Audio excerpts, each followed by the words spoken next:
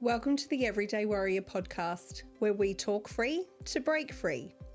As someone who's been told they talk too much, can speak with a mouthful of marbles, and might just be able to sell ice to Eskimos, I have found the perfect space to speak my truth and dive into deep conversations.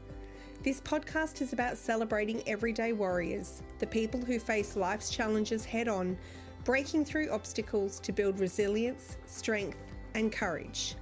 Join me, your host, Trudy Marie, as I sit down with inspiring individuals who have fought their own battles and emerged stronger, sharing raw, real, and authentic stories that make you laugh, cry, debate, wonder, intrigue, feel all the emotions, and get curious about life with. This is a safe space to explore, question, and find your own path to new possibilities. Let us all embrace the warrior within and realise that while no one is walking in your shoes, others are on the same path, journeying through life together. Please note that the following podcast may contain discussions or topics that could be triggering or distressing for some listeners. I aim to provide informative and supportive content, but understand that certain themes may evoke strong emotions or memories. If you find yourself feeling overwhelmed or in need of support while listening, I encourage you to pause the podcast and take a break. Remember that it is okay to prioritise your well-being and seek assistance from trained professionals. There is no shame in this. In fact, it is the first brave step to healing. If you require immediate support, please consider reaching out to Lifeline on 13 11 14 or a crisis intervention service in your area. Thank you for listening, and please take care of yourself as you engage with the content of this podcast. Love the Everyday Warriors podcast? You can support the show for as little as $5 with a one-time donation or by becoming a monthly subscriber. Your contribution helps me continue bringing you inspiring stories of everyday warriors who overcome challenges to find strength, resilience, and new possibilities in life. Head to the link to buy me a coffee and fuel the next episode. Every bit counts. If you're looking for an inspiring story of resilience, healing, and rediscovering yourself, my book, Everyday Warrior, is for you. It's my memoir of hiking the 1,000-kilometre Bibbulmun Track, a journey that was as much about finding my way back to myself as it was about conquering the trail. Through the highs, lows, and everything in between, this book shares my raw and honest experience of overcoming trauma and embracing the strength within. Grab your copy now. Just head to the link in the show notes and let's take this journey together. Welcome to another episode of the Everyday Warriors podcast, where I am going to present episode 6 of my 8-part WAPOL series, where I talk about my time with WA Police. Now, today I don't know how it will go, given that I am going to be talking about the location that was the beginning of the end for me, and I will be reading parts of my statement from the medical board as part of my medical retirement, because I don't think I could do this episode otherwise. There is a lot of trauma associated with this location. There are a number of triggers that may come up, and while I feel I have done a lot of healing and a lot of moving on from this, presenting it in this way, I honestly don't know how that will come across. So just giving you a preempt for that. So I take you back to when I was at Bayswater and my husband graduated from the police academy in the December of 2019, I think it was. And because my husband is from America, his parents and sister came out from the States for his graduation. So we decided to get married at the same time and celebrate both occasions while his family were in town. And that was a really lovely time. And then he started off at a city location. We had both discussed the idea of going to a regional location We both enjoyed the country more than the city and wanted the opportunity to serve our community in the best way possible. And we really wanted to do that in a regional location. The difficult part for us was that we needed a station that had 2 available positions. And not only that, they needed to have 1 position that would take a probationary officer because of my husband's position. So that caused a little bit of delay in finding the right location, but eventually Leonora came up. And Leonora is in the goldfields. It is where I grew up. In fact, Leonora was the town I was born in. However, it was 8 hours from our home in Perth, 8 hours from our children. So to give you an idea, the drive from Perth to Kalgoorlie is 6 hours, and then from Kalgoorlie to Leonora, it's another 2 hours north. We were successful in our transfer and we moved to Leonora, I think it was around the May of 2020. And the house we were assigned to live in was on Hoover Street, which we found quite hilarious because Edgar J. Hoover, former US president, is connected with the town of Leonora because he was the CEO of the mine prior to him becoming president, and he built a house for himself sitting on the edge of the mine site. So back in the day, it would have been all underground mining, but now that house sits at the edge of the open pit. So it was a beautiful connection to my husband's home country of the United States and the town where I was born. So we loved having this house on Hoover Street. Now, to give you an idea of the size of the town, there are 2 pubs within Leonora. There is a Coles Express service station, a post office, a supermarket with a cafe at the front. There's a public library. There was a cafe on the main street as well, though I don't know if that's still open today. And on the edge of the town is the big mining camp because it is a big FIFO town that operates the mine. There is also a primary school, I think a daycare centre, a small medical centre, and a hospital. Moving to the country and having grown up in the country, you do need to get to know your local community, and that often starts with the local businesses, especially as officers. I just wanted to introduce myself as who I was, why I was there, but get to know the people and get to know the issues they had within the community, because you can't help somebody unless you know what they need help with. So I made it a priority for myself to do this, and one of the things also included doing regular liquor license checks on the 2 pubs. Not to get them into trouble, it was more from a perspective of I knew what kind of issues we would have in town depending on the amount of alcohol sold. So when I was on afternoon shift, one of the first things I would do is go to both pubs and just request what they had sold for the day in takeaway liquor in the form of blocks of beer, bottles of bourbon, bottles of port. And especially on pay weeks or Centrelink weeks, or if there was particular parties or events in town, it would give me a gauge to how the community would operate, because often in small towns like that, alcoholism is a problem, or alcohol consumption is a problem. So already just understanding how much was in the community would give us an indication of whether there would be a number of incidents. And look, sometimes it surprised me, but most times it didn't. The level of alcohol in the community was really indicative of what type of incidents would happen. Now, one of the things within Leonora is that there is no local post delivery service. So you had to go and get your post from the post office.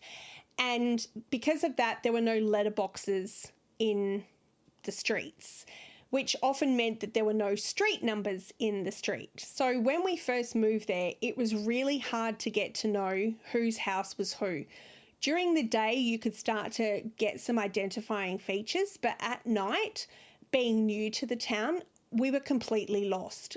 So I approached the sergeant of the station to see if he could contact the Shire to ask them to do curbside numbering. Now, he wasn't interested in doing this himself, and he said, by all means, you go ahead and do it. So I contacted the local shire, the CEO, and said, is this a possibility within the budget? Is it something we could do? Not just for police, but also for St John Ambulance as well, because they often had a paramedic who was transitional, so they weren't always allocated to the town for long periods, and they would find it just as confusing as what we would, especially at night. So over the course of a couple of weeks and communicating, the numbers eventually were painted on the curbs, even with glow-in-the-dark paint, so that we could see them at night, which was awesome because you kind of knew where you were going. But what happened was that this pissed a number of the other officers who had been in town a while, because they thought I went over the sergeant's head and went straight to the shire, which was, I'm not supposed to do that. But also I think it was just a little bit of a jealousy thing in the fact that they didn't think about it themselves. So it's tall poppy syndrome, classic example, that they just wanted to tear me down. Now, I had no ego associated with this. I just wanted safety. I just wanted to be able to see which houses I was going to. So I don't know why they were annoyed, because it helped everybody out.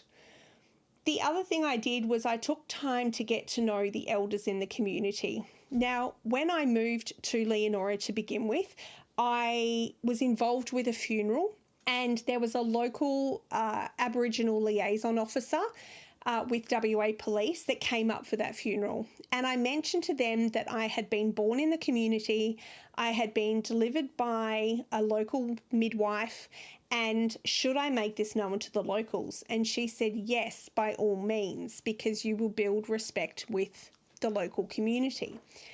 So I did that, and I made it known to the town that I had been delivered by what many of them called Nana Sadie, who was the midwife. And it's even who the hospital and the street that the hospital's named on, she's named after this particular midwife. So she's legendary in the town. And it did assist in creating some respect with the local community, especially the elders. Now, apart from that, I also started to form a family tree, because one of the things within the Indigenous cultural aspect of family and family structure is that they don't always call people by who they actually are. Everybody's a cousin, everybody's mum, everybody's uncle or auntie, but you don't actually know the generational structure unless you ask specific questions. And I did that, and I put up a map in town of whose house was who lived with who, and then I created a spreadsheet that told us who in the town was related and how they were related and how everybody blended in with each other. Now, again, that pissed a number of officers off, because they were like, oh, you don't know why you're wasting your time with that. You'll get to know the houses, you'll get to know the people in a really short period of time. And I said, that's okay, but when you leave the town, so does that information in your head. And the next officer that comes in, they can learn it straight away. They can start to see the relationships straight off the bat. So this is like a legacy document that can be used and added to over time as the families move and interchange, because it is a very transient town. I like to call Leonora the three ways town, because it is 2 hours north of Kalgoorlie. It is south of the next towns, which is like Walloona and Meekatharra to the north. And then to the east, you have Laverton, which is the head of the Great Central Highway, which leads you out to the Nunandara lands. And I do hope I pronounced that correctly.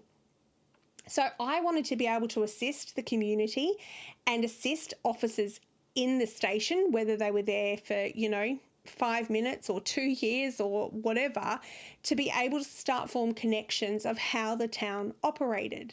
And I wanted to do that to keep the peace. And sometimes that also meant taking into consideration tribal ways, because often we would get told as police officers to disappear, that we weren't going to get statements, that nobody had anything to say, that there were no witnesses. And 9 times out of 10, they had probably dealt with it in a tribal way. And there was nothing we could really do about it unless it was super serious.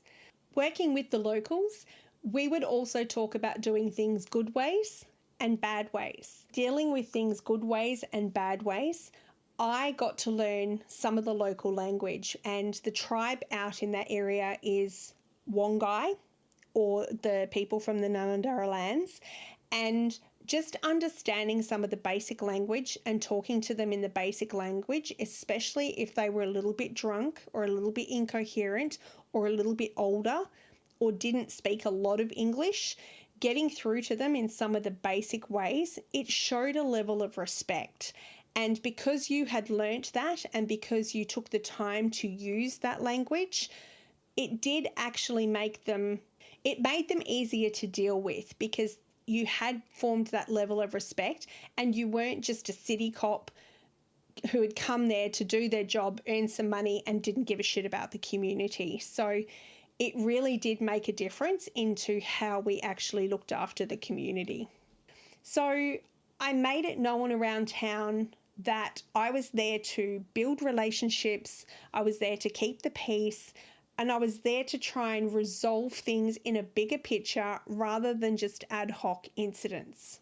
I also believe that this is where and why my career began to break down. And so rather than try to rehash this time and to try and think of specific incidents, I will read directly from my statement to the medical board, as I said. And I want you to bear in mind that everything I'm about to say occurred within a 12-month period. Now, within that, it is separated into two aspects, the organisational trauma and the operational trauma. Now, organisational trauma is referred to that caused by the agency or officers in the agency as a result of bullying and harassment type behaviour. The operational trauma refers to issues arising from multiple incidents that I actually attended.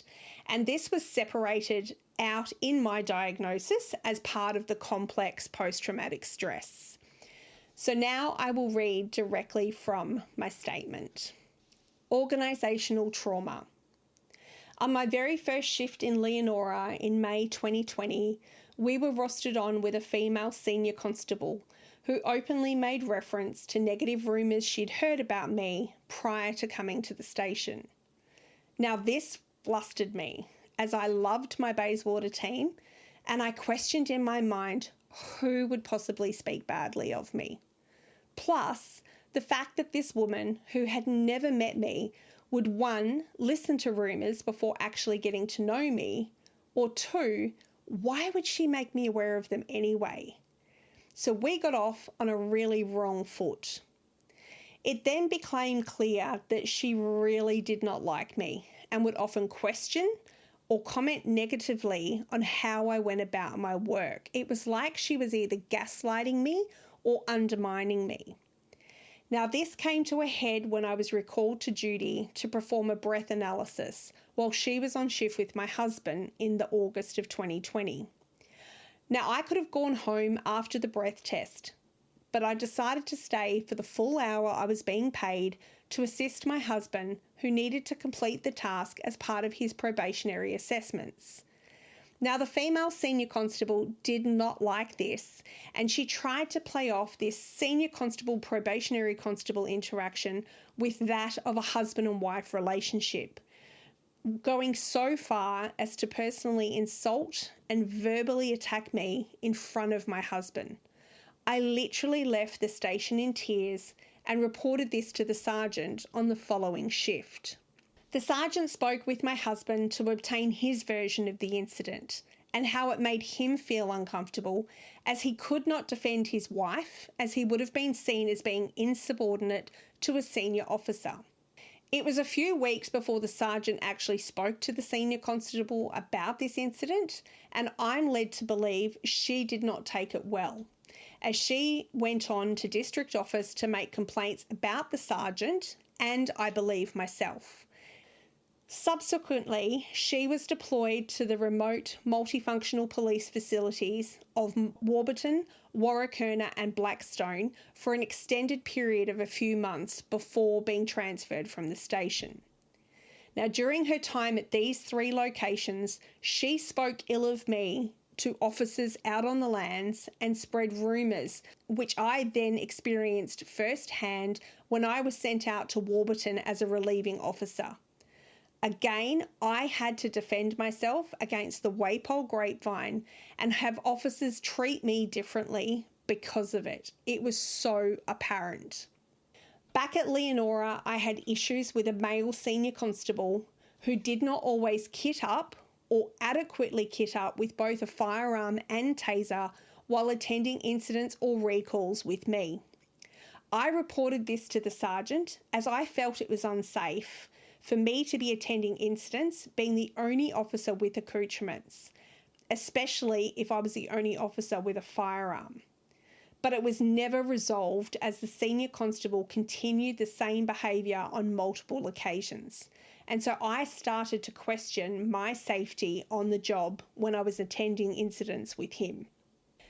A new first-class constable started at the station in January 2021, replacing the female officer, and was very friendly to begin with. I even sent him photos of his house, welcomed him on his first day into town. I even attended while he was unpacking his boxes. However, when I returned from my relieving duties at Warburton in the February of that year and mentioning a few colleagues that we both knew, his attitude changed towards me and I could not understand why. It was a complete 180. He started to film me covertly on the body-worn camera, gaslighting me to get reactions, and then shared the existence of these videos with other colleagues in the district, causing those people and those officers to form negative opinions of me. He refused to tell me why we were going to incidents when on duty together, causing me to walk in blind to a job, not knowing what to expect. For me, that was a safety issue. And then in handing over from day shift to afternoon shift, he refused to let me know what had been happening. And I would have to spend the beginning of my shift trying to work out what needed following up from the day. Now, both of these were huge safety concerns to me because it was a dangerous practice. So I reported it to the sergeant. The sergeant tried to say that I was overreacting, but I requested that if this is how this officer was going to treat me, then I no longer wanted to be rostered on with him together because I was first and foremost concerned with my own safety. And that was the way the sergeant resolved the issue. He never actually addressed the behaviour, he just never rostered us on again. Now, the negative behaviour didn't stop this officer.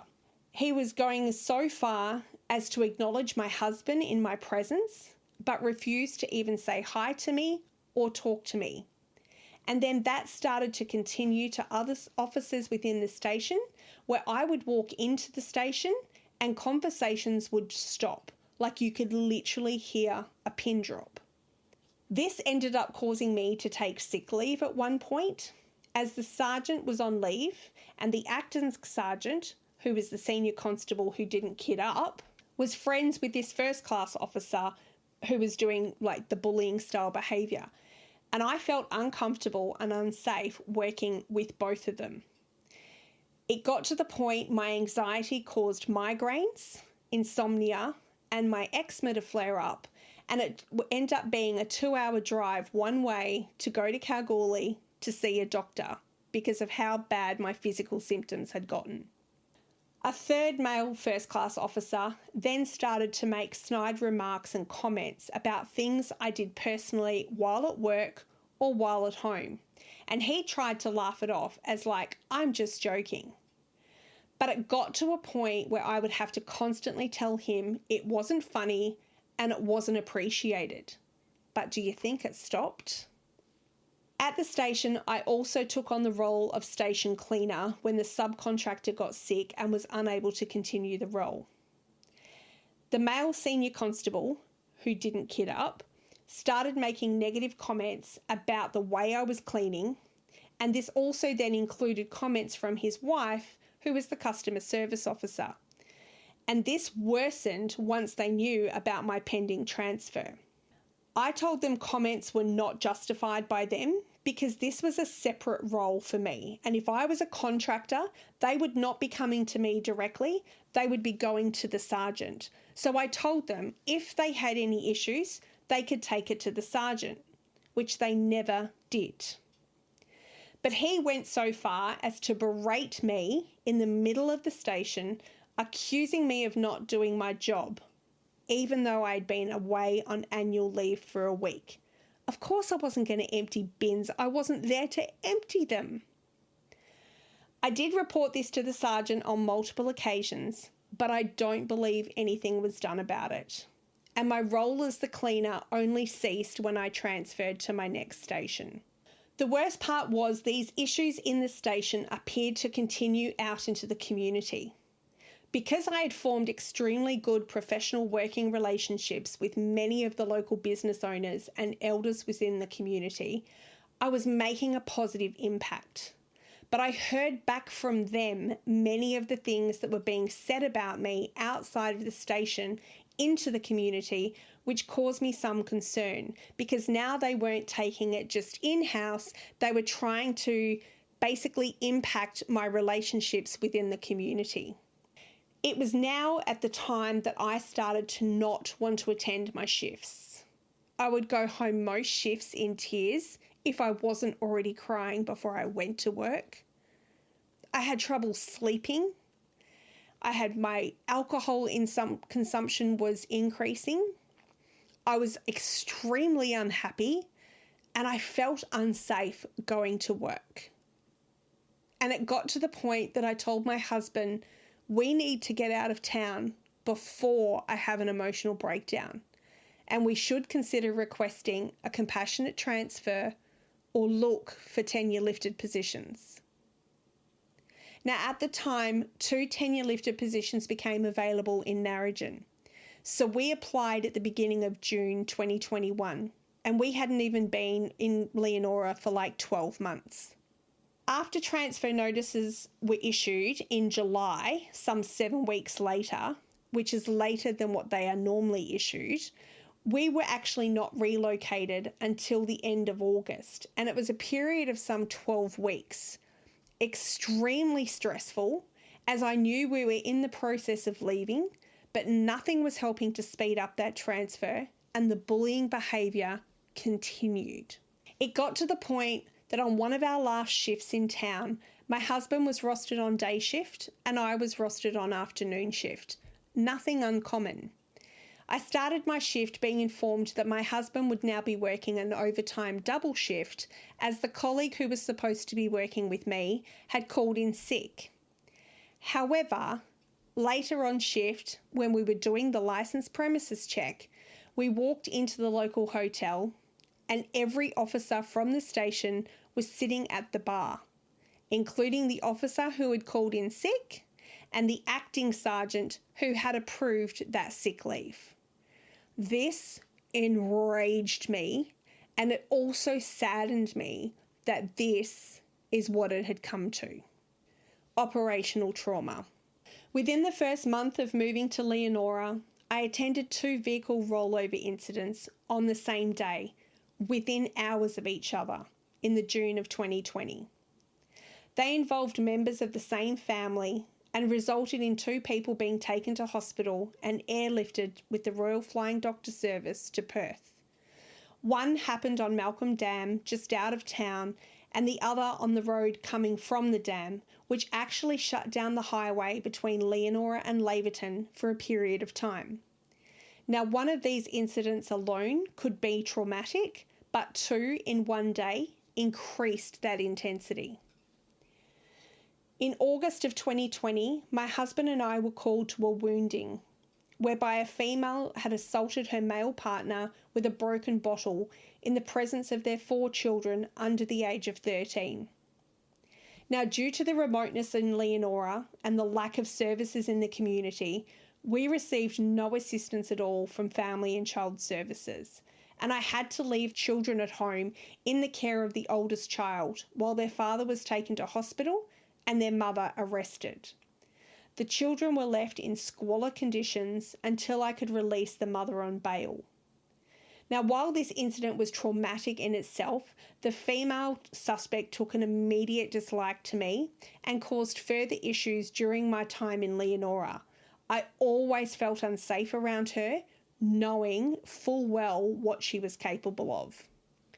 In September 2020, while on duty with a female constable, different to the other one, I was called to an incident involving an Indigenous youth causing a disturbance at the front of one of the pubs. In the process of detaining the youth, he attempted to break free from his arrest, and the female officer lost her grip, but I retained mine. But the youth ended up dragging me to the ground and along the ground, and it took male citizens from the hotel to assist me in detaining him and placing him in cuffs. The youth then appeared to have a seizure while on the ground. So while replacing him in the recovery position and asking for an ambulance to be called, I had other Indigenous locals, many of who were drunk, hit me across the back of the head, yell in my ears, push me from behind, and try to get my accoutrements. Now, I felt completely vulnerable, but wondered where the hell was my colleague and why wasn't she helping me? So I eventually got the youth out of cuffs and he jumped up and ran off. So realistically, he'd been feigning the seizure to avoid an arrest. It wasn't until I stood up that I realised I had a large graze injury that was bleeding from my right forearm. I had bruising to my left hand and had felt like I dislocated my thumb, and my right shoulder, while not dislocated, was extremely sore. It felt like it had been pulled out of my socket.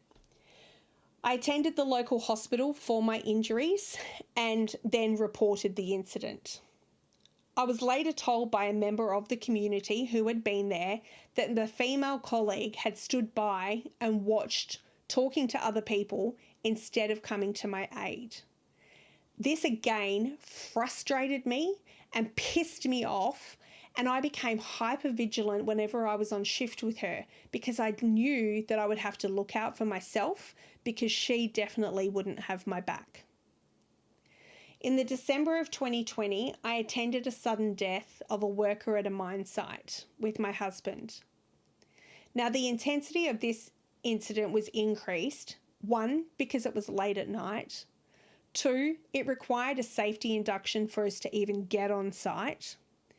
3, it involved phone calls with DMIRS, which is the Department of Mineral Resources, and the mine site management because it was a workplace incident. And 3rd, it required the removal of the deceased from a conveyor belt 20 metres in the air, assisted by his colleagues on the emergency response team. It was such a traumatic event for everybody involved, especially being so close to Christmas. In February 2021, while I was out relieving at Warburton Multifunctional Police Facility, and I was staying in the accommodation at the rear of the station, 2 Indigenous people broke into the complex and attempted to break into an outer building and the police vehicles. The noise they caused woke me up, and when I opened my door, the male offender was standing less than 10 to 20 metres from my door. I wondered if they would actually have tried to break into my room. They both fled on foot, but I was able to identify them and subsequently arrested them the following day. But this affected my feeling of safety and security because while relieving at the location, I knew that even the police complex wasn't safe completely. It was susceptible to offending. In May 2021, my husband and I were called to deal with an alleged sex assault involving a local Indigenous female and a truck driver. We both worked a more than 20-hour shift for this incident, and it resulted in Kalgoorlie detectives taking over, but not before I'd taken an initial account, was present during a sex assault examination, interviewed potential witnesses, arranged for officers to keep an eye on the truck and the truckie, and go through the process. This was only my second sex assault incident after the one at Bayswater, but it required more work from me because we were in a remote location and the availability of detectives wasn't until the following day. Later that same month, I attended a domestic violence and breach of violence restraining order where an Indigenous woman was attacked with a nail-headed rake to the face. I conveyed her to the hospital, and because it had been raining, I told the nursing staff the victim needed a shower and warm clothing prior to receiving any medical treatment. I really needed to take care of her. But I can still remember her screaming when she caught sight of herself and the injuries to her face in the mirror. And it is her screams that still wake me up at night. Now, this victim was airlifted to Perth to have plastic surgery due to the extent of her injuries sustained. And I guess you can only imagine the visuals of that particular incident. In July 2021, I was recalled to attend a single vehicle rollover with a female driver. The female was cut from the vehicle by local firefighters, but there was no local ambulance and only one available from Kalgoorlie 2 hours away. The female had a seizure on site, and I decided to use the police vehicle to convey her to the hospital 5 minutes away, and she had another seizure en route. She also sustained a serious head wound, which I was trying to stop the bleeding from. On arrival at the hospital, there was no doctor on call. There was only one nurse at the hospital with an ETS doctor available over a Zoom call. I was requested to stay and assist to keep the blood flow from the head wound stemmed while the nurse and doctor tried to stabilise her. And then my colleague had to attend the airport for the Royal Flying Doctor Service. But despite assisting in saving this woman's life, I was reprimanded by my sergeant for the overtime, as I should have dropped her at the hospital and left, as it wasn't our responsibility. This left me extremely upset and traumatised at the complete lack of empathy, despite what I had just done. Like, if the worst case scenario had have happened and I had to face coroner's court, I could never have lived with myself saying that I had walked away. At least I could say that I had done whatever I could to save this woman's life. Now, as it happens, karma comes along, and I later received a commendation from the Department of Health for my assistance in this incident, which went onto my managerial file, so the sergeant couldn't say anything. Later in July, my husband and I were at the local hotel for dinner when a young Indigenous male was causing issues near the entrance. We both went to confront him, telling him to just move on. Now, I end up standing between both him and my husband, trying to defuse the situation, as the young male was aggressive and trying to stand up to my husband. But being off duty, we reminded him that we were local police and we didn't want any trouble. We just wanted him to go home. Instead, the youth pushed past me and punched my husband in the chest. And we ended up having to detain him until the officers who were actually on duty came to arrest him. A few days later, the same youth was arrested by myself and the female constable who looked on in the previous incident, and we had to interview him in the presence of an adult, and we were alone in the station and unarmed in the interview room. Now, the youth did not like how the interview went, which caused him to kick off and throw a chair across the room, which caused me to hit the distress button as we both tried to restrain the youth and get him into a cell. Now, what I wasn't aware of at the time was that the distress signal only went and caused a sound within the station. It did not set off an alarm at district office, it did not set off an alarm on the CAD desk, and it did not alert the sergeant. So therefore, we were alone to deal with this incident, unarmed, against a tall, aggressive Indigenous male. So I felt completely unsafe, not only with this youth who had already assaulted my husband a couple of days prior, but it was the same female colleague who had looked on in the previous incident. Then in August of 2021, right before we left, my husband and I were recalled to attend a domestic violence incident at a local dress.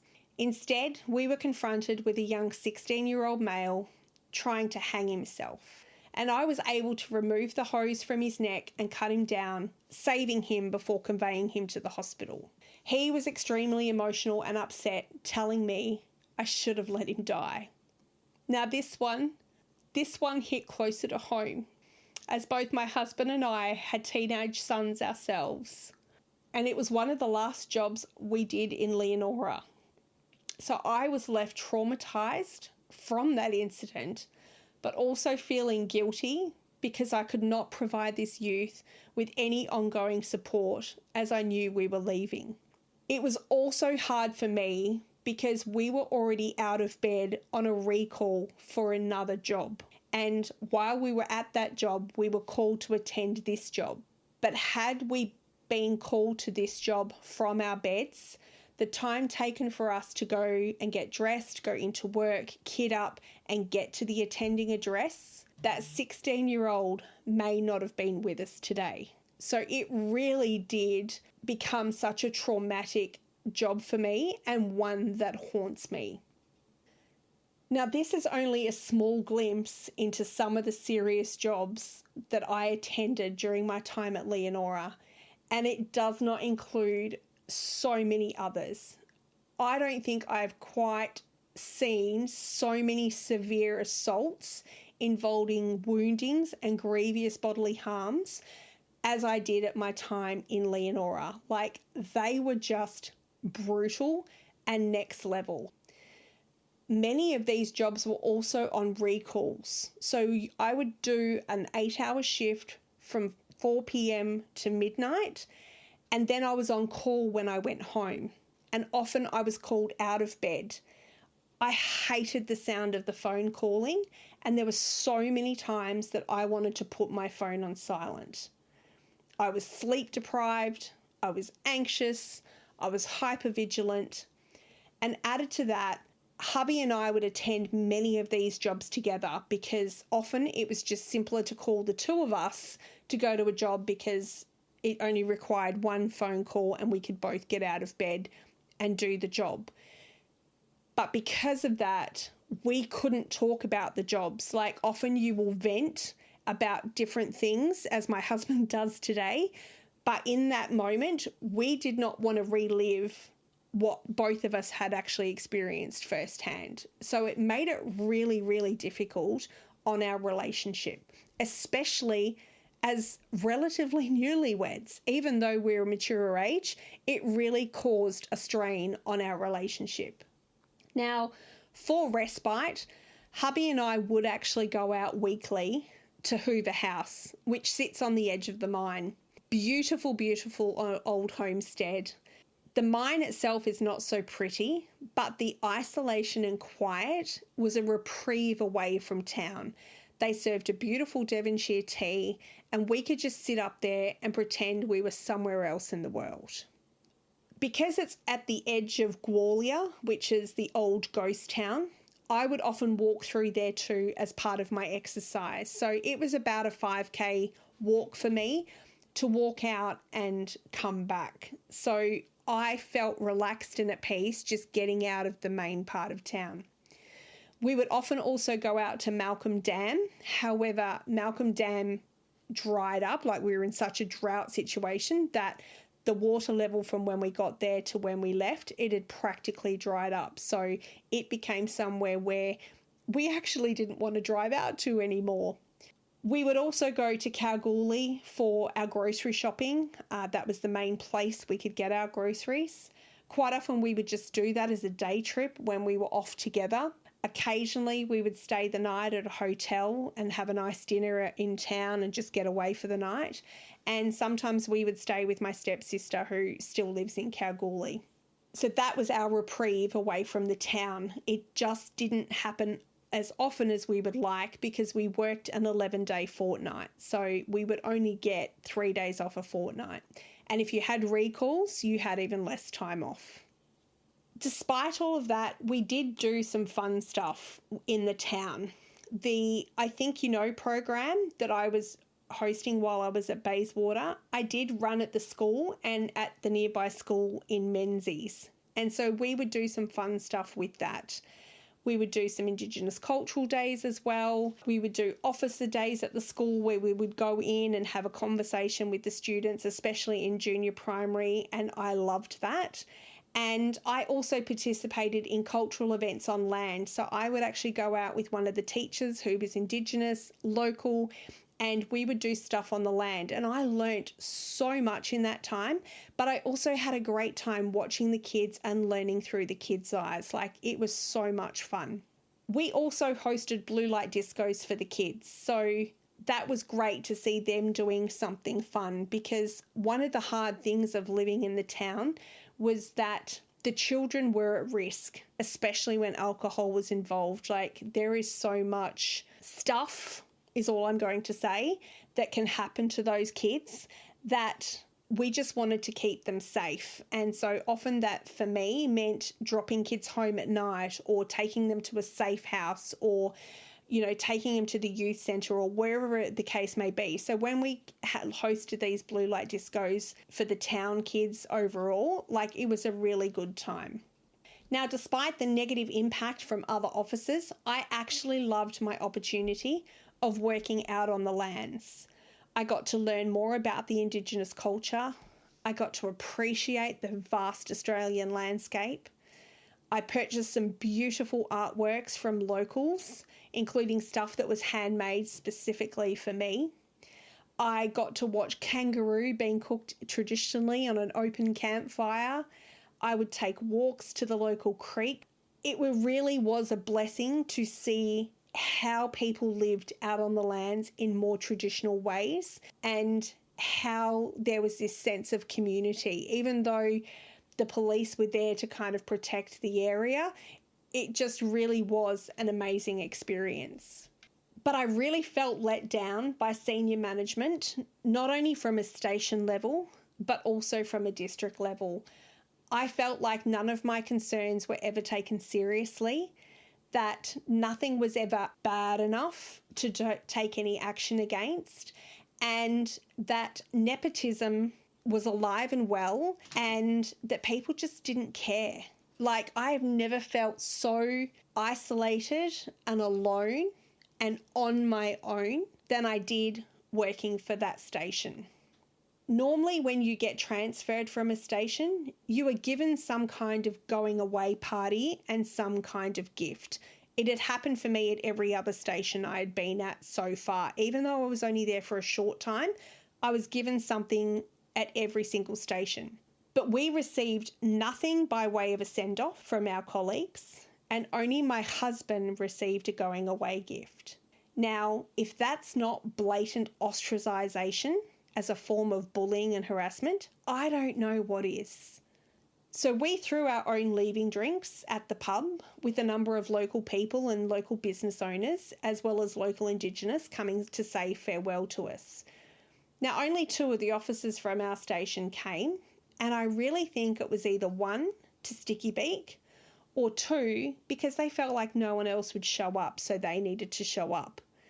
But I think we had the last laugh, because so many people from the community came to that event and said farewell to us and really celebrated what we had done for the town. Like, I felt like I'd made an impact, and many of them I'm actually still friends with today. Even returning to the town last year as part of my closure after my medical retirement, we saw many of the locals who hugged us and welcomed us back and really hoped we were back there to work. So it was nice to know that I did make a difference in the community, despite the agency not supporting me during my time there at all. As a little tail note to this particular episode, I actually did so much better than I thought I would talking about my time at Leonora. And I really just want to address how much of a difference it can make when you do actually heal your trauma and you can start to speak freely about it with less emotional energy attached. Now, that's not to say that I'm not triggered in various ways, shapes, or forms in various moments in my day-to-day life, but the fact that I could read from that statement almost without emotion is such a long way of coming given where I've been. So it's just a short acknowledgement to myself and the power of healing, that when you do the work, you have the ability to transform your life and move forward in ways that you never thought possible. Thank you for tuning in to the Everyday Warriors podcast. If you have an idea for a future episode or a story you'd like to share yourself, then please message me, as I am always up for real, raw, and authentic conversations with other everyday warriors. If you love what you are hearing, please be sure to subscribe and hear all the latest episodes, and spread word to your family, friends and colleagues so they can listen in too. If you are sharing on social media, please be sure to tag me at _Trudy_Marie_ so I can personally acknowledge you. I am always open to comment about how these episodes have resonated with you, the listener.